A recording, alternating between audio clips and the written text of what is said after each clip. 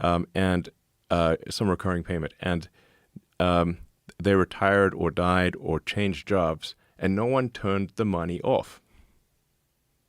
So the money would just keep going out, and it's a pretty rare. And go where? To a company or an individual, and it's a pretty rare company or individual who will complain that they're getting money that they should not get, and a bunch of the money was just going to were transfer payments to the states. So these are automatic payments. Just automatic payments. No accounting for them at all. Like imagine like there's an automatic debit of your credit card, and you never look at the statement. Right. So it's just money going out. That's why I call them zombie payments. That they might have been legitimate at one point, but the person who approved that recurring payment changed jobs, died, retired, or whatever, and no one ever turned the money off. And my guess is that's probably at least $100 billion a year, maybe 200. And going where? I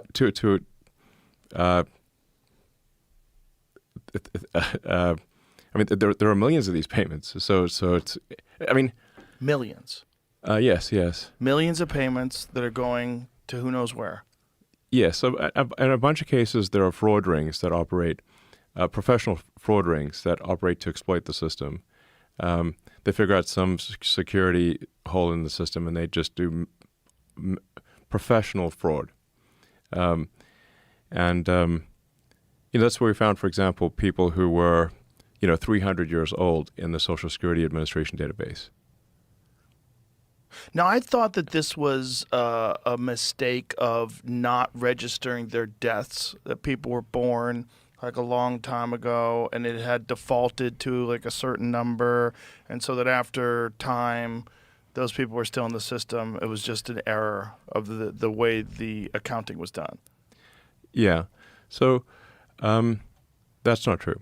So there's, or at least one of two things must be true.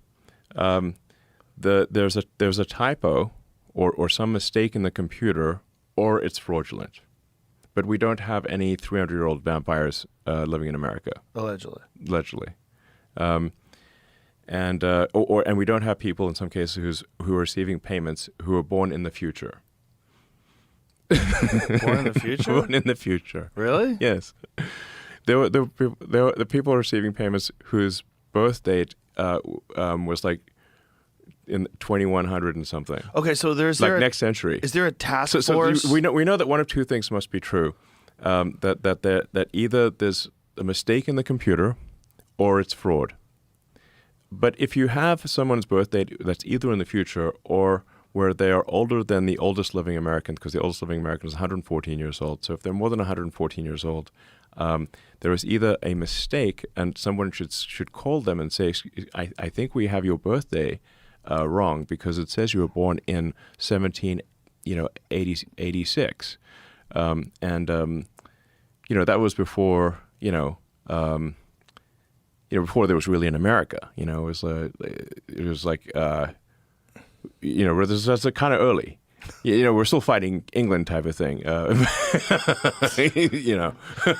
It's like this person either needs to be in the Guinness Book of World Records or they're not alive. But still, at the end of the day, money is going towards that account that's connected to this person that is either non-existent or so dead. So there was I think something like 20 million people in the Social Security Administration database that could not possibly be alive. If their birth date is based on their birth date, they could not possibly be alive. And then to be clear, 20 million people that were receiving funds?